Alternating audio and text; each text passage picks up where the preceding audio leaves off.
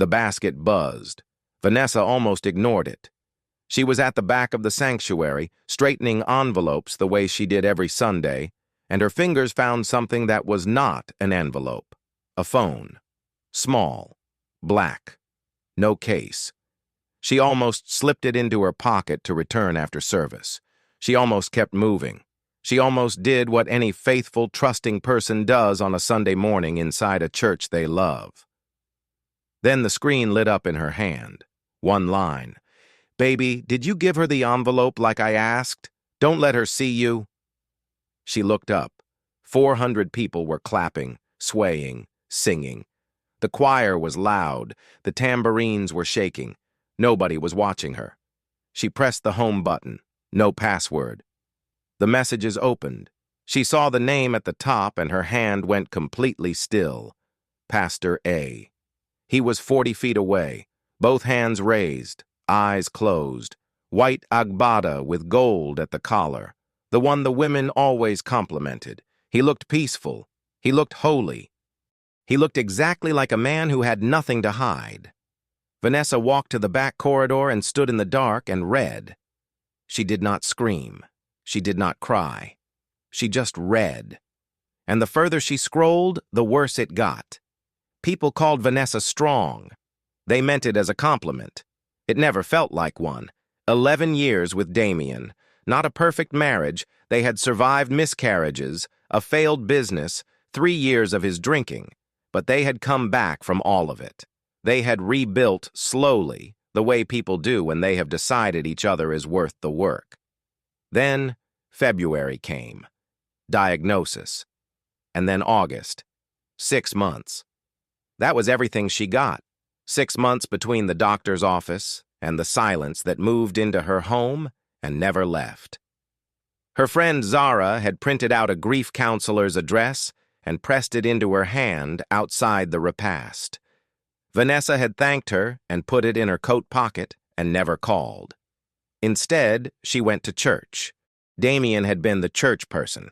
She had followed him to Sunrise Covenant the way you follow someone you love into a room you might not have entered alone. After he died, she kept going because it was the one place where his absence didn't feel like an accusation. No careful eyes, no managed voices, just Sister Vanessa, who arrived early and folded her bulletin neatly and asked nothing of anyone. 3 weeks in, Adrian stopped beside her after service. He said quietly that he had been praying for a woman in the congregation who had lost someone, that God had given him a peace about her future. She went home and cried for the first time since the funeral. Not because she fully believed him, because someone had seen her. That was 8 months ago. She had carried the offering basket every Sunday since, grateful, trusting. She had not been found. She had been chosen. Adrian Okafor had not always been this man. That was what made him dangerous. He had planted Sunrise Covenant 14 years ago with 43 members and a genuineness nobody could argue with. Midnight hospital visits, rent paid for strangers. The kind of faith that shows in a person's face when it is real. The change had not happened suddenly. It never did with men like him. It happened slowly.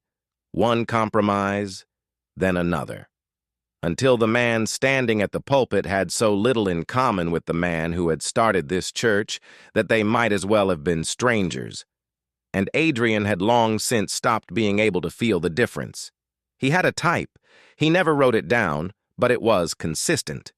Women in transition. Widowed. Divorced, newly broken. Women who had arrived at the church carrying something heavy and hadn't yet found anyone to help them put it down.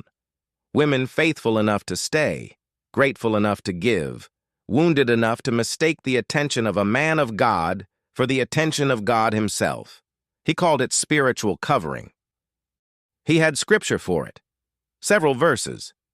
He used the Bible the way a locksmith uses keys, precisely, deliberately, always choosing the one that opened exactly the right door.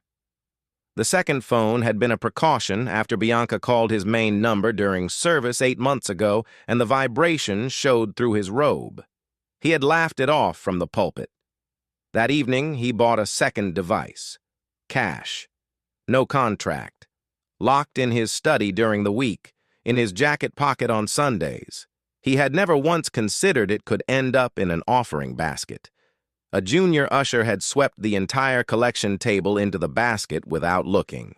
6 years of careful, patient, organized sin, undone in 30 seconds by a teenager doing a job too quickly. Adrian didn't know that yet.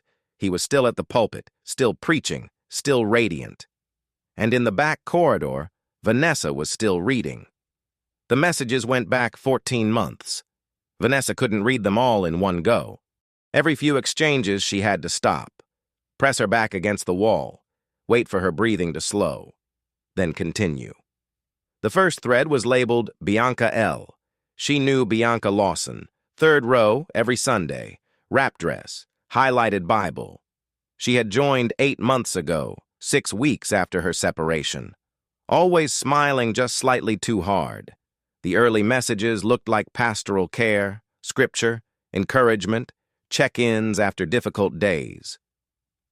But around the 4th month, something shifted. The language changed. He called her my assignment from God. He said he had been fasting on her behalf. He said what existed between them spiritually was rare, that not everyone would be mature enough to understand it, and that she should keep it between herself and God. And me, he wrote, because I carry it with me too. Vanessa moved to the next thread. Isabella A. Isabella Adebayo, 61 years old, 9 years at this church. She had lost her textile business 3 years ago and sold chin-chin from a cooler at the back every Sunday to rebuild. Adrian had spent 7 months convincing her that a spiritual attack was blocking her financial breakthrough, that her restoration required a specific kind of offering, not a regular tithe, a covenant seed, private, between her and God, through his hands. The account number appeared 4 times. It was not the church account. Vanessa knew the church account.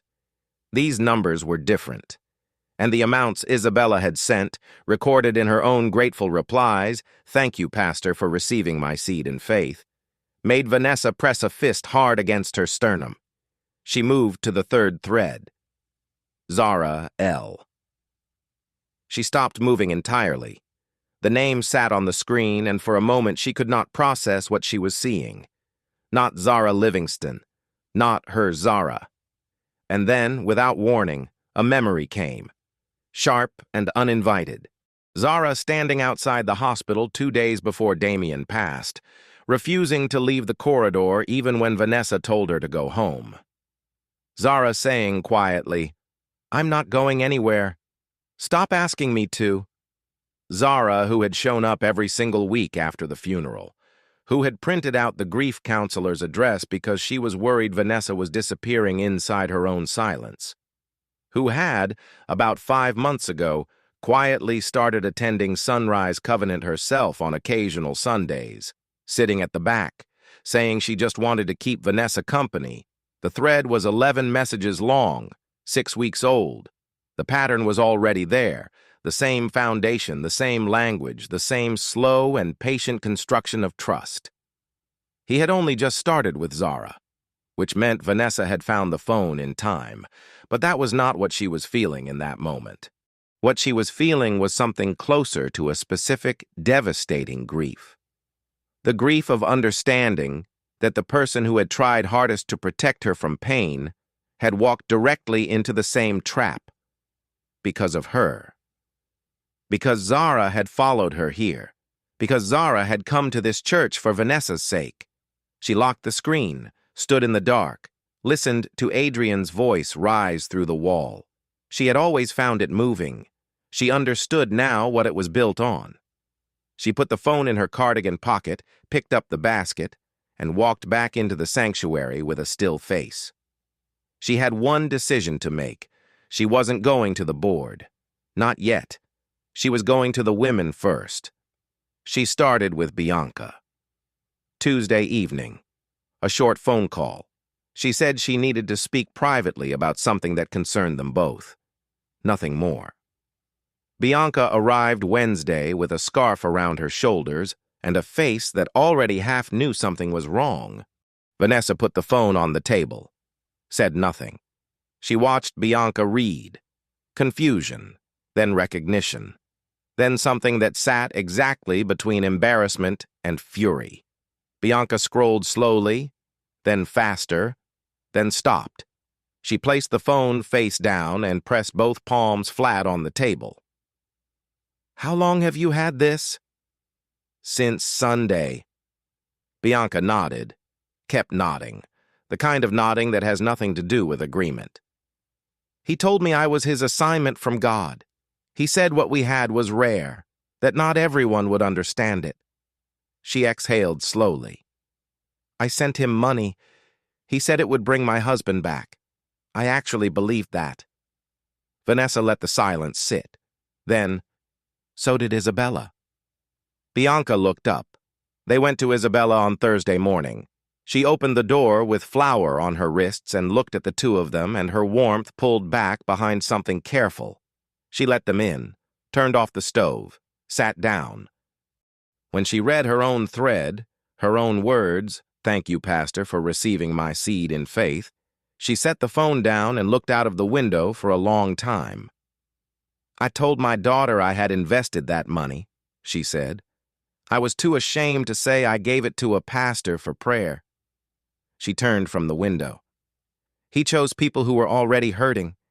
He made the pain feel spiritual. He made giving feel like faith." Then she looked at Vanessa directly. "Who else?" Vanessa paused. "There's one more name. But before we go any further, there's a woman in this church we need. Someone the board will actually listen to." They all knew who she meant. Cassandra Bassi, 12 years at Sunrise Covenant, built the first permanent structure, led the women's ministry, chaired half the committees. When Cassandra spoke, the church moved. If this was going to land, they needed her. The question was whether she would believe them. Cassandra Bassi's sitting room told you everything about her before she opened her mouth. Framed citations, award plaques, photographs with bishops and church founders, 12 years of faithful, visible, documented service. She was 64, silver-haired, and sat with the posture of someone who had decided long ago that how you carry yourself is a form of testimony. She offered tea. They declined. She sat across from them and waited, because Cassandra Bassi had long since stopped filling silences to make other people comfortable. Vanessa laid it out, clean, sequential. No emotion, no editorializing. The phone, the messages, the account number, the three women, the timeline. She placed the phone between them and did not add a single word that wasn't necessary. Cassandra did not pick it up immediately. She looked at it, then at Vanessa. "Where did you get this?" "Offering basket, last Sunday." "You've had it 4 days. You didn't come to me. You didn't go to the board." "You went to them first." "If I went to the board first, it might have been buried before anyone saw it. I needed to know what I was actually dealing with." Something shifted in Cassandra's face. Not agreement, recognition. She picked up the phone and read. When she put it down, she was very still. "I have known Adrian Okafor for 11 years, she said. "I told the board 2 years ago that he was one of the most integrity-driven men of God I had encountered in 30 years of church service. Those were my exact words. Cassandra, I'm not finished. Not sharp, just final."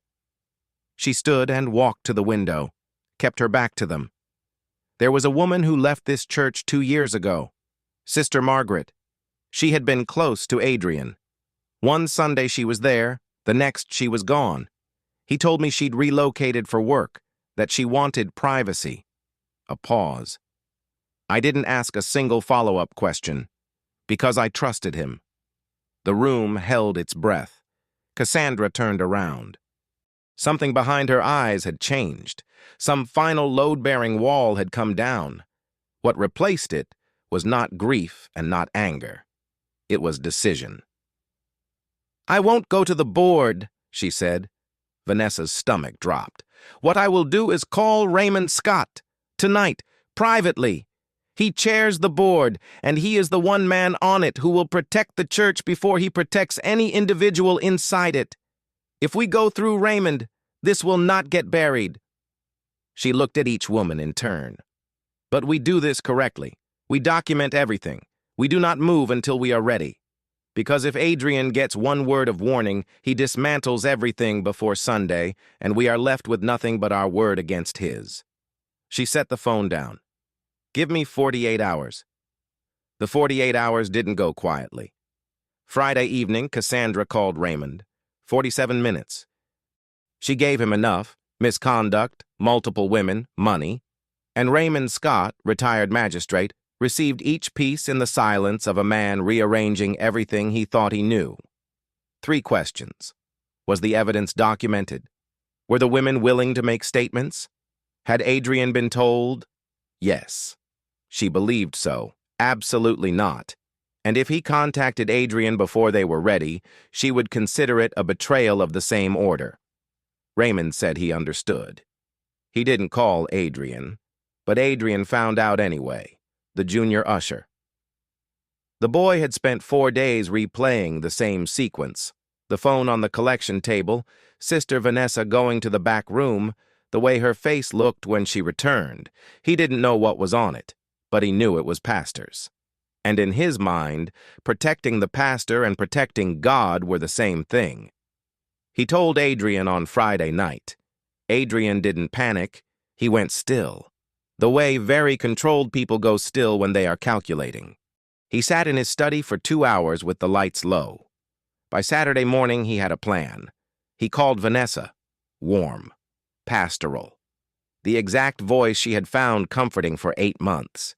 He said he had heard she found a phone during service, that it belonged to a church leader who had requested privacy, that he wanted to thank her personally for her discretion, that he would love to collect it at her convenience. His tone was so practiced, so effortlessly reassuring, that for one terrible second, something in Vanessa almost softened. Almost. Then she remembered Zara's name on that screen. She remembered Isabella's account number. She remembered Bianca's face pressing both palms flat against a kitchen table to keep herself from making a sound. She let him finish every word. Then she said, "I'll bring it to you Sunday, Pastor, during service." She hung up, called Cassandra immediately. 3 seconds of silence on the other end. "He knows. We're no longer setting the pace. He is." Another pause. "We move tomorrow, not Sunday. Tomorrow." Saturday afternoon, Isabella's flat. The 4 women around the kitchen table. A laptop, bank statements, the phone, Cassandra's recording device placed on the table without explanation. Isabella spoke first. Dates, amounts, the exact words Adrian had used, the account number, all 7 months. No crying, just facts, which was harder than crying and more powerful. Bianca went next, precise about language. She had screenshotted several of his messages to her own phone without knowing why, some instinct of self-preservation working just below the level of her conscious trust. Cassandra documented everything. Then, near the end of the 3rd hour, she stopped. She had been cross-referencing dates when she found it. A covenant seed payment from Isabella, significant amount, on the morning of the church's annual Women's Thanksgiving service. The service Cassandra had personally organized. 3 months of planning, because she had wanted the women of Sunrise Covenant to feel honored inside their own church. On that same morning, before the doors opened, Adrian had collected a private payment from one of those same women. Cassandra closed the laptop. She sat with her hands folded and her eyes on the table and breathed the way people breathe when they are keeping something down that deserves to come up. Then she looked up. "Tomorrow. We end it tomorrow." Nobody argued. Nobody flinched. Sunrise Covenant looked exactly the same on Sunday morning. Fresh flowers on the altar, royal blue choir robes, ushers at the doors in white and gold, 400 people filling the sanctuary the way they always did, with noise and color and complete trust in the man about to stand at the front. Adrian arrived at 8:15, greeted the deacons, prayed in his office, straightened his collar in the mirror, and held his own reflection a moment longer than usual. He had prepared a sermon on integrity, deliberate, almost contemptuous. A sermon on integrity would frame the room before anything could be said. It was the move of a man who had survived 6 years of near misses and trusted completely in his ability to control what happened in this building. He did not know Raymond Scott had arrived at 7:50. Front row, gray suit, 2 board members beside him, men called Saturday evening, told just enough to sit with their eyes open. He did not know Cassandra was in the vestibule with a folder, and he did not know that Michael Harrington, quiet deacon, 9 years at Sunrise Covenant, who had once seen the second phone in a corridor and told himself it was not his place, had decided the night before that his silence had already cost too much. Service began at 9. Worship ran long. 3 songs. Nobody commented. The congregation was deep and settled by the time Adrian walked to the pulpit. He opened with his warmest smile. "Church, this morning God laid something on my heart." Raymond Scott stood up, not theatrical, not loud. A 67-year-old man in a gray suit, rising slowly to his feet while the pastor was mid-sentence. The ripple of silence spread from the front pew to the back wall in seconds. Adrian looked at him, kept his composure. "Brother Raymond, I apologize for the interruption." Raymond's voice was a courtroom voice, unhurried, flat, without heat. "I'm asking for 3 minutes before the message, on behalf of the board." People straightened in their seats. A child somewhere near the back was shushed. Adrian said, "Of course." Raymond turned to face the congregation and did not look at Adrian again. He said the board had become aware of concerns about the church's financial administration, that an independent review had been requested, that there would be a mandatory members' meeting immediately after service. He sat down. The sanctuary went completely silent. And in that silence, Adrian Okafor did the one thing that confirmed everything. He smiled, not warmly. It was a small, private smile, the smile of a man who believes he has been in worse rooms than this and walked out intact. He gripped the pulpit. He opened his Bible. He said, "Church, I want you to know that what you are witnessing right now is a spiritual attack against this house. The enemy always moves when breakthrough is near. Do not be," Raymond Scott said. "Adrian, sit down." The smile disappeared. He sat down. That was when Cassandra Bassey walked in from the vestibule.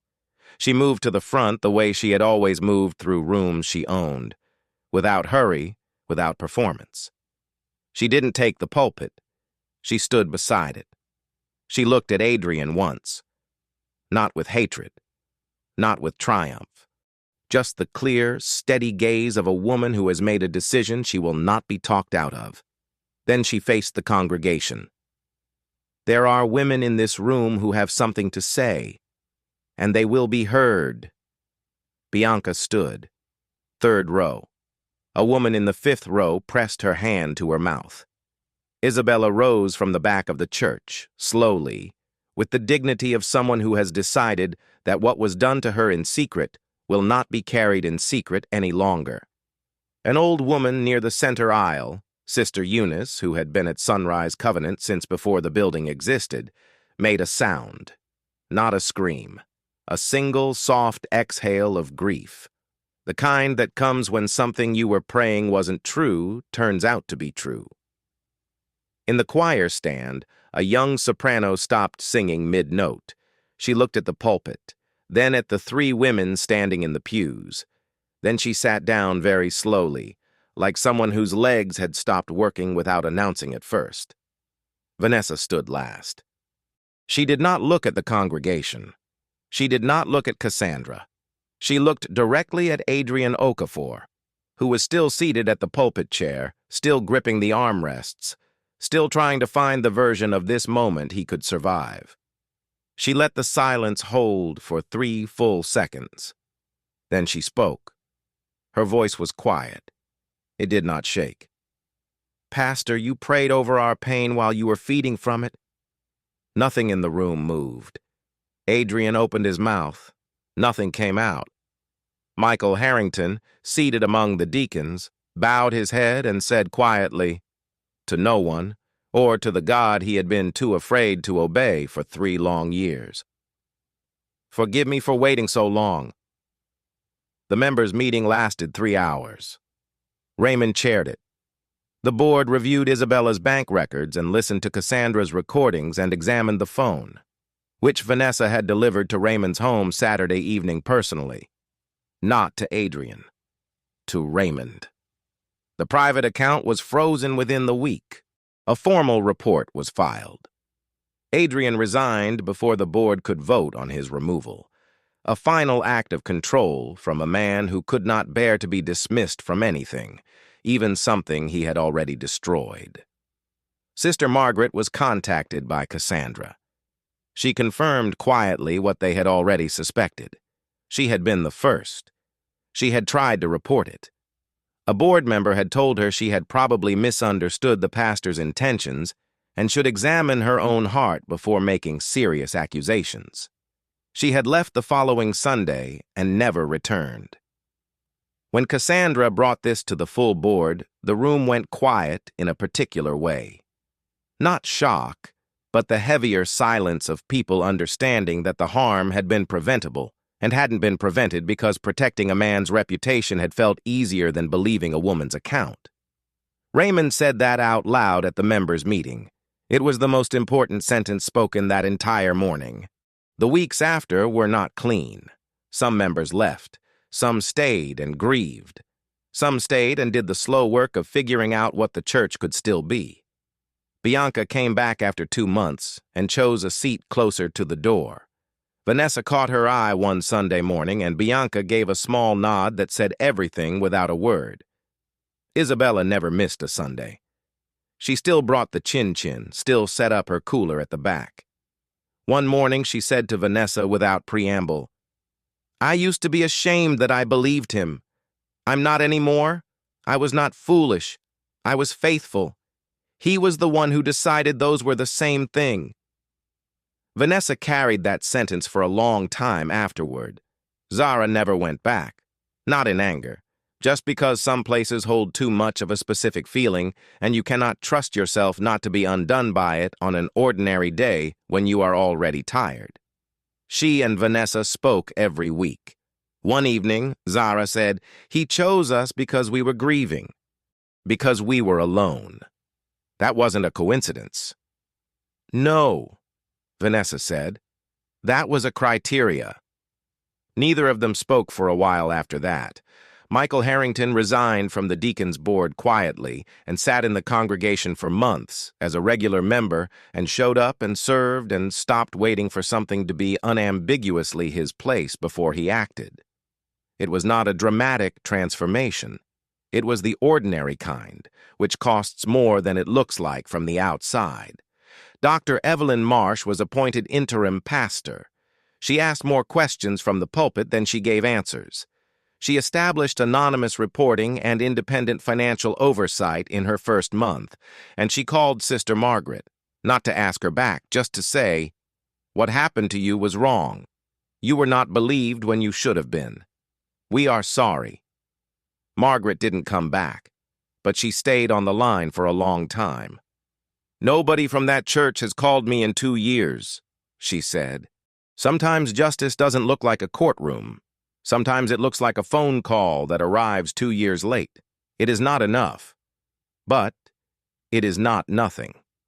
8 weeks after the altar moment, Dr. Marsh asked if anyone was willing to help with the offering collection. The sanctuary went quiet. Then Vanessa Cole stood up. She walked to the front, took the basket from the usher's table, and turned to face the congregation. She stood there for just a second, not for effect, just standing, in the exact spot where she had stood every Sunday for 8 months. Except this time there was no performance of faith required, no quiet hoping that the man at the front was who he said he was. She thought about Damien. He used to say, "You don't have to love what broke you, but don't leave it with whatever broke you either." She had not remembered that until now. She held the basket steady and started walking. The choir began to sing. Adrian Okafor built a system. He built it on the one thing he understood better than anything else, that a person who is broken enough and faithful enough and desperate enough to believe that God sees them will trust the man who claims to speak for God with everything they have. He mistook their pain for weakness. He mistook their silence for permission. He mistook their faithfulness for blindness. He was wrong about all three. The phone didn't end him. The women did. Not by becoming hard, not by becoming bitter, by doing the one thing he never once planned for. They found each other, and then they told the truth. And then, and this was the part he understood least of all, they stayed. If this story moved you, don't scroll past. Leave one word in the comments that describes how Vanessa made you feel. Just one word. You will be surprised how many people feel exactly what you are feeling right now. And if you know someone who needs to hear this story today, someone who has been trusting the wrong person for too long, share this video with them. Not with a message, just send it. They will understand why. Subscribe if you want more stories like this. Real, human, unforgettable. We post every week and we are just getting started.